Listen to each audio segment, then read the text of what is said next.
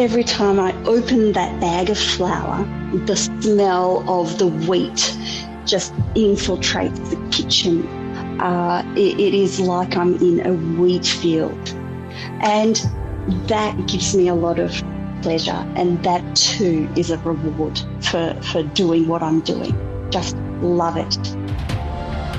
This is the Deep in the Weeds podcast. I'm Anthony Huckstep. Over the last 2 years, we've heard of many that have left the hospitality sector and sought employment in other areas of the food industry. But for decades, those with an interest in food or carving out careers in food sectors on the peripheral of hospitality have taken the leap and chanced their arm in hospitality with great success. Rosalin Virnik is the head chef and co-owner of Anchor Restaurant in Elwood, Melbourne. Rosalin, how are you? Hello, Huck. I'm very well today, thank you. It's good to have you on the show. You've had an interesting career in food, but not all of it in restaurants. What sort of flicked the switch for you and made you move to hospitality? Sure. My professional history has always been in food. I have over 20 years experience in food production, and it was very much a personal journey based on what I saw, based on the interests of my family, that led me to actually take a more curious approach to food, the ingredients, how they're grown, where they come from, and what makes certain ingredients better than others. So it is a long journey that I've been on. And after I left food manufacturing, I actually started, sorry, Huck, I have to start again. Sorry. Okay. So when I was in food manufacturing, I was involved with everything from procurement, logistics, product design, through to marketing programs, conformance, HACCP programming and implementation, the works. I've seen how food manufacturing businesses work. There was one main aspect of food manufacturing that did not sit well with me, and that was standardization. As I became older, as I was a mother of 2 young people, a wife, and I was the primary home economist, I felt it my responsibility to know what I'm feeding my family. And I started to frequent farmers markets and specialty shops. I started to show my inquisitive nature by asking lots of questions. I started to use my understanding of relationship marketing to form those relationships with producers and providers, growers, and other specialists in order to understand food better. And I left food manufacturing to start a business called Artisan House, which was supposed to be like a directory of Australia's best producers, showcasing best in class, and also assisting artisans to promote their product. I developed a model which I used by visiting and interviewing producers. That model yielded a score out of 10, and those brands that were yielding a score of over 9 were actually promoted on my website, on my directory. The problem with that directory, I had realized that not enough people know enough about food to actually understand what it was that we were doing. So it was very sincere and genuine in its offering, but there was no way that I could not be employed and pursue this, what ended up being a very altruistic kind of endeavour. And after a lot of discussions with my husband, we both decided that possibly the best way to showcase these best-in-class ingredients and producers was to open our own little restaurant and start feeding our local community with what we believed was the best. And it seemed to work. We opened our first restaurant. It was called Curly Whiskers, a little French bistro in Brighton, Martin Street, Brighton. Very quaint. And we started. No expenses were spared in regards to the ingredients. While we were waiting for our liquor license, we operated as a creperie. Crepes made from stone ground Australian organic wheat, where the millers were using their stone mills and putting us in touch with the farm that each of the loads of flour were coming from. So we had that connection right through the supply chain. We were showcasing smoked fish coming out of Tasmania, where we visited the farm. We were showcasing excellent quality, locally produced dairy product from Short's Organic Farms. I was also very enthusiastic about imparting what I had learnt, and by that stage it was well in excess of 20 years within food. And we designed that little restaurant to also function as a food school, and ran classes such as food choices, such as meet the grower presentations. We had a lot of fermentation classes. We had a lot of, heirloom vegetable classes, where we introduced people to the notion of heritage breed product and what makes it more superior, and engaged with specialists such as Angus Stewart, who came in and did an in-conversation at the food school. We had Sharon Flynn come in and run a workshop with me for a very large audience, as many people as we could fit on the seats, and she was talking about fermentation and the product and traditional techniques, and imparting very like-minded knowledge about how to treat ingredients and how you don't require smoke and mirrors in order to get the best out of a quality product. You had a vast experience in the supply chain and food manufacturing. What surprised you about that move into restaurants and facing sort of consumers in that way? Oh, a lot. I do, you're correct. I have a master's degree in supply chain from Monash University.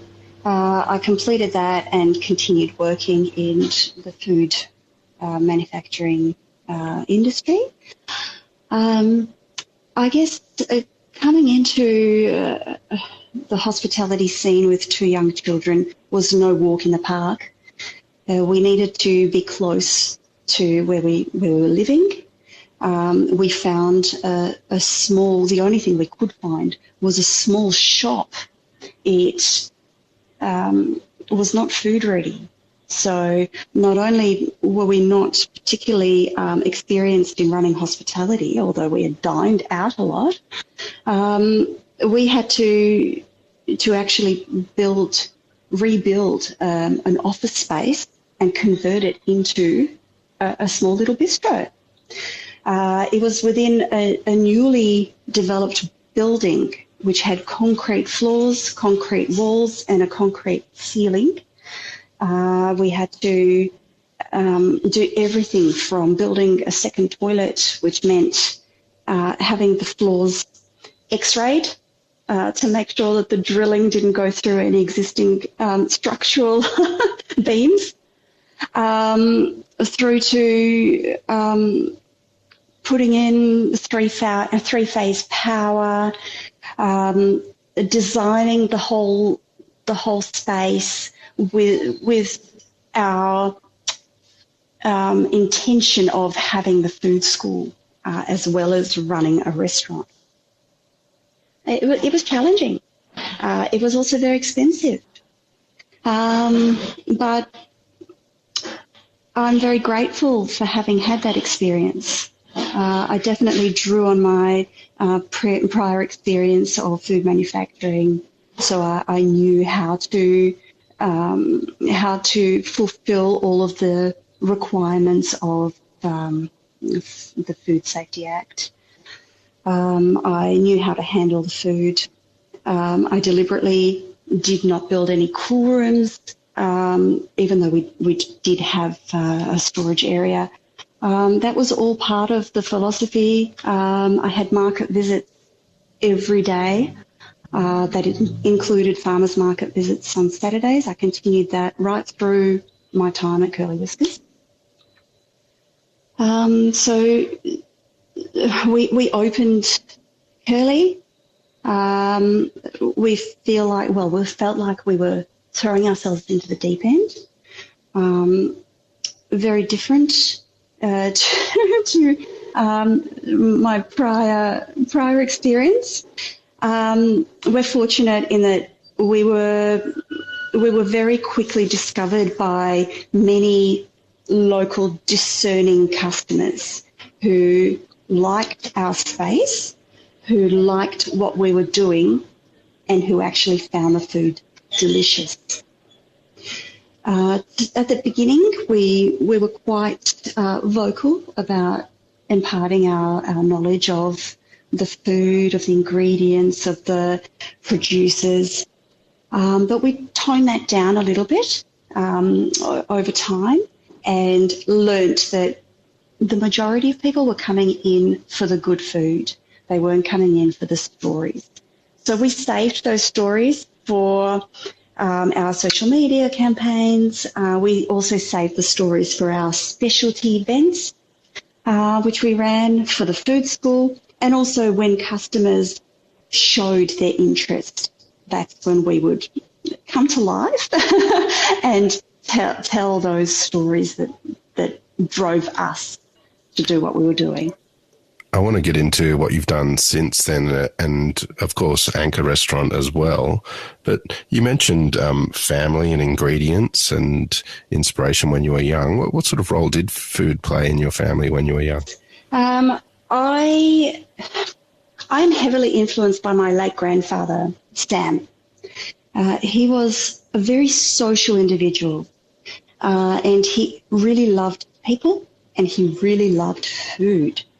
And my most vivid childhood memories are always to do with him teaching me how to julienne carrots, with him teaching me about different traditional dishes that he had learned from his friends who he had met on his travels through the whole world. He loved Turkish food, Lebanese food, Greek food. He loved everything. He was positive, and he just was very good at making friends and learning from others.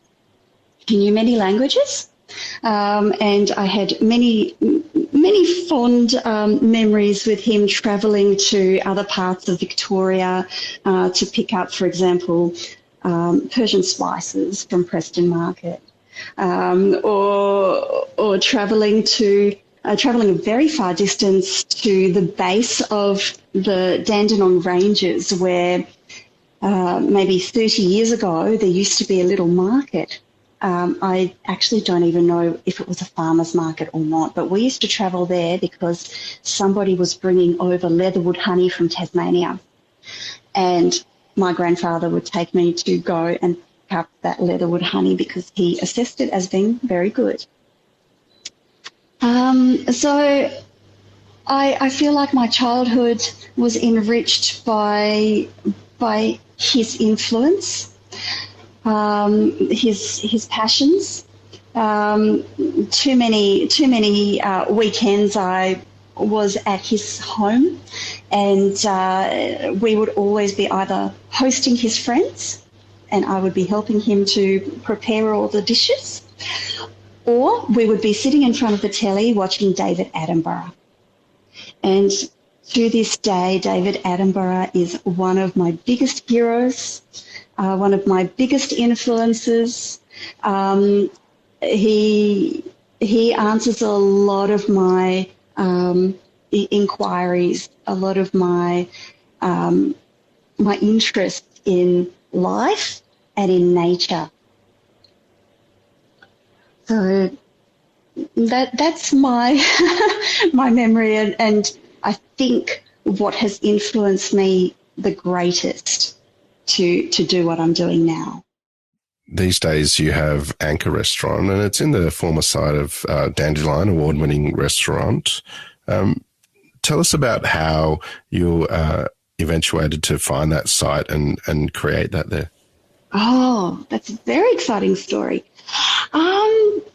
So the Anchor Restaurant, yes, formerly Dandelion, it's only approximately 1.5 kilometres away from our previous restaurant in Brighton. When Dandelion first opened just over 10 years ago, it was our favourite restaurant. Our children were young, so we only had limited date night time, and we would very frequently walk down, and we never had a booking. We never knew when we could get here. We would always sit on one of the high chairs up the front, and we absolutely loved the food. We loved the action that we saw behind the open kitchen when Jeff was in the kitchen doing his wizardry. And it was a long-time favourite of ours. And then we became busy with our own restaurant, and we weren't eating out as much. And approximately maybe a year or so ago, we had a diner who started coming fairly frequently to Curly. And one day, just before he left, he pulled me aside. He pulled me out of the kitchen and said, I need to talk to you. And this customer, he said, look, I've just heard some gossip. I've just heard that Jeff's about to sell Dandelion. You have to get it. You have to open there, because what you're doing is really missing from Elwood. Please consider. And of course I came home, and I spoke with my husband Oliver and said, this is what our customer told me. And much to my surprise, Oliver said, you know what? I think it's time for us to go to a bigger venue. If you're comfortable with this, contact Jeff and have a chat. And it all started from there. We started negotiating, we started talking and dreaming and planning. Of course, this was right in the heart of COVID. It was right amidst, once we started serious discussions with Jeff, it was already full-blown lockdown. But the opportunity was very great for us. We absolutely love the space. The kitchen, I call it my playground. It's much bigger. I have the opportunity to have a very good, dedicated, larger team working with me. I do now have cool rooms, but that's only because of the volume of stock that we now have to have. We have a bar, and it's just a really lovely progression from where we started. where we actually proved to ourselves and the local community that we have something special to offer. How did it feel taking on a new site during that period of time with the uncertainty of COVID? Have you approached this business differently to what you had with Curly Whiskers? Perhaps we were a bit overly optimistic, or maybe it's just that we felt like it was an opportunity that we could not possibly miss. Either way, we were quite determined to make this work. We weren't able to open after we took over. We had to introduce ourselves to the locals with take-home food. It was very fortunate that we do already have an established good reputation with both locals and people that live not too far away, so within 5 kilometres, who knew us from Curly, who trusted our food and who were willing to travel to pick up food from us. So that helped us keep going. That helped us not give up, not hang our heads, and to keep the dream of eventually opening and hosting guests alive. Tell us about what you're doing there at Anchor and the connections that you fostered with producers and how that transfers to the plate. Well, Anchor is, we've stepped away from classic French, and we're now doing a modern Australian restaurant, but it has a Mediterranean-inspired menu. So the mission was to cut the butter and increase the olive oil. So we are designing our menu based on the amazing produce that we're able to source from our providers and suppliers and growers. I work directly with a number of growers who many of their farms I have visited. We are getting our poultry from Milawa free range poultry. We are getting mushrooms grown specifically for us. We're using the multiple colours of oyster mushrooms, which all have slightly different taste. From Dave of Mushroom Forestry. In fact, that's one of the highlights of my week when Dave walks through the door every Tuesday. He carries this big box of mushrooms and he always opens it up so proudly and shows me, and I look at those mushrooms and they're all different colours and they're just quivering. They're just ready and waiting to be served.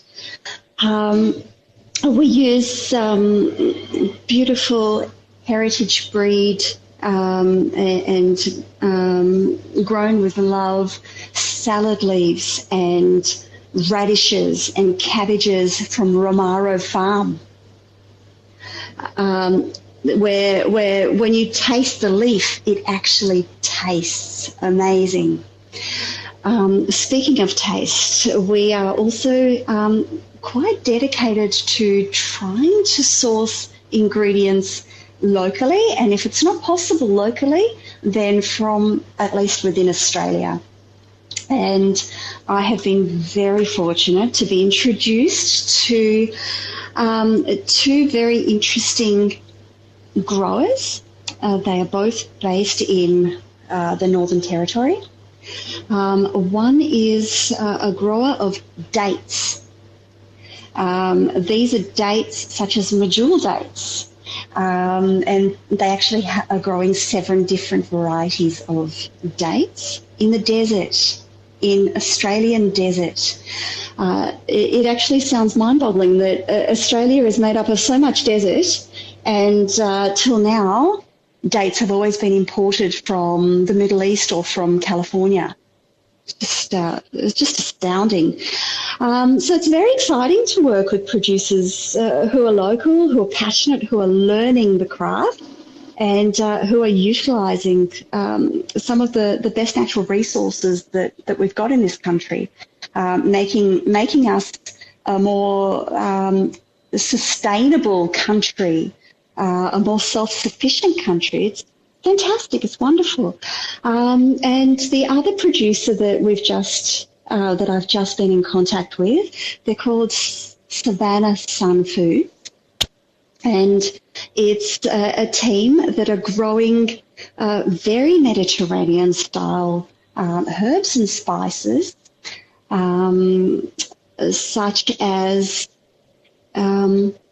seeds, different seeds, and mustard seeds, sunflower seeds.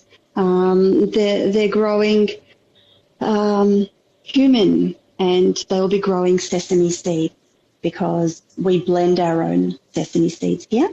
And up until this grower was introduced, the grower and I were introduced and started working together, there's nobody in Australia that's actually growing sesame seeds. We have to use imported seeds, which doesn't sit well. So I'm very excited to be working with them, and was absolutely gobsmacked when I first tried their Australian grown and pressed mustard seed oil and sunflower seed oil. Who would have thought that sunflower seed oil actually tastes so good? It tastes, you know what it tastes like, Huck? Have you tried it? It tastes like a slightly oily sunflower seed.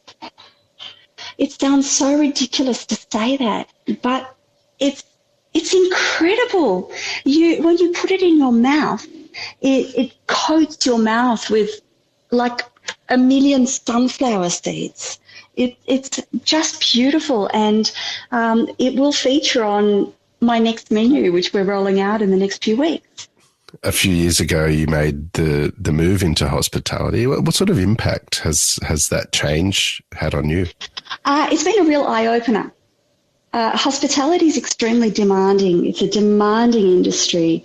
It's very taxing on your life. So you have to really love what you're doing to do it properly and to do it in the long term. It's very rewarding as well. When guests come in and I can serve them something that's delicious and nutritious, and I can see that it lifts their mood, and I can see that it inspires them to go and source ingredients that they wouldn't normally get, or better quality ingredients. That's a big reward for me.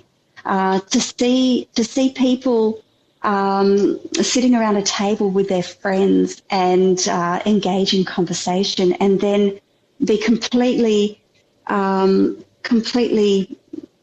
unable to say a word after their first mouthful because they just love it. That's very rewarding. What's not quite as rewarding are the injuries. Up until I entered kitchen life, I actually always wondered, why is it that chefs have tattoo sleeves? I couldn't understand why so many chefs have sleeves made of tattoo. And when you look at my arms, when you look at my wrists and my hands, you could possibly even forgive me for contemplating the idea. a lot of scars, and every scar to tell the story of either stupidity or accident.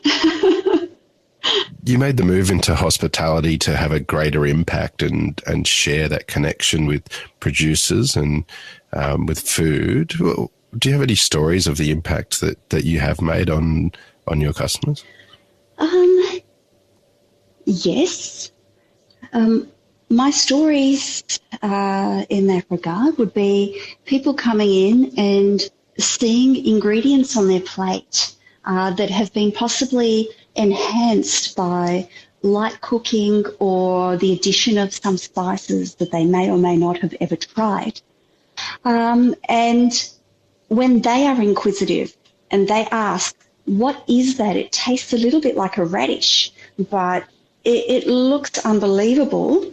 What is it, or what have you done with it? And I can then explain to them it's a heritage watermelon radish, and it's grown by Romaro Farm, and it's perfect with a little bit of olive oil and sea salt and a squeeze of lemon.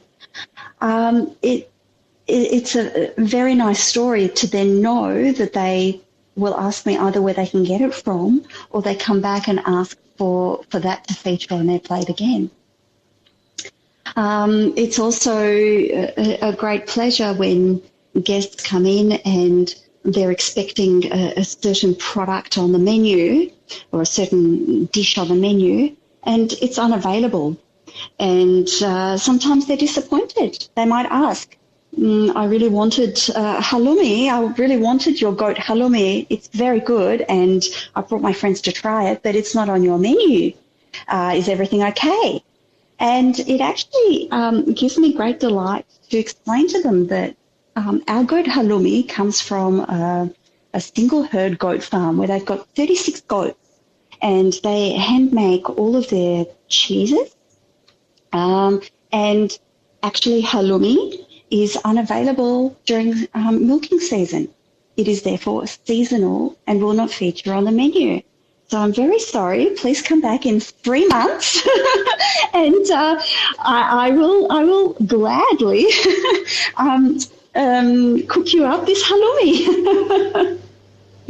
What do you love about what you do? I love delighting my guests with very good food. I love facilitating really delicious food experiences. I love the idea of people coming to my venue and feeling the way I felt the first time I went to a restaurant such as Rosetta, when it was under the direction of Brendan Sheldrick, where when I tried his food, tears swelled up in my eyes, where it was the most humbling and unbelievable food experience. And I'm always trying to emulate that, and always hoping that my guests in the restaurant will have a similar experience where everything they put in their mouth is really tasty and very moving.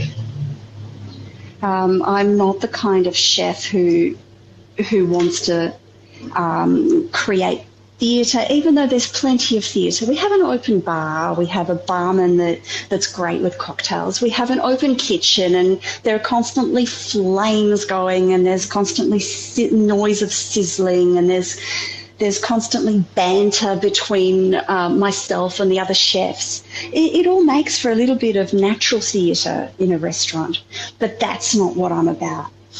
I'm about what's on the plate. Another incredible experience that really moved me, really shaped me, was one time where I was a guest of Guy Grossi at Grossi Florentino. It was an industry dinner, and he came out to introduce the dishes that they had prepared for us. And when he started talking, he started to explain how the bread, the humble bread that was in front of us, how he goes about making it. And I will never forget the light bulb moment when Guy said, when we start to run out of this wheat flour, I call the grain grower and I say, I don't remember the name of him. Let's say Jason, because that's my grain grower. He says, Jason, we're going to need another 3 bags of the flour. And Jason will take the wheat, he will mill it, and then the next day it's on the doorstep of the restaurant and it's made into that incredible bread that I was served. And it was at that point, you know, people have the expression, the penny dropped. And I think that was one of the biggest instigators of my personal notion that this is really a special way of looking at food, and that going to a restaurant can be a real experience. And I wanted to be like Guy Grossi, and I take great pride in calling Jason from Turong Farm now and ordering his wheat and chatting to him about which wheat would be best for our flatbread and which wheat would be best for our pasta. And I don't care how much he's going to charge me, because I know he will charge me a fair price. But I also know that I will be using the best flour. And you know what, Huck? Every time I open that bag of flour, the smell of the wheat just infiltrates the kitchen. It is like I'm in a wheat field. And that gives me a lot of pleasure. And that too is a reward for doing what I'm doing. Just love it. Rosalin, it's amazing what you've created, and I know there's so much more to talk about. Perhaps we can catch up again down the track a little bit more. Please keep in touch, and we'll catch up again soon. Thank you so much, Huck. This is the Deep in the Weeds podcast. I'm Anthony Huckstep. Stay tuned as we take a deep dive into the lives of the incredible people who ply their trade in the food and hospitality sector. Special thanks to executive producer Rob Locke for making this all happen. Follow us on Instagram at Deep in the Weeds Podcast, or email us at podcast@deepintheweeds.com.au. Stay safe and be well.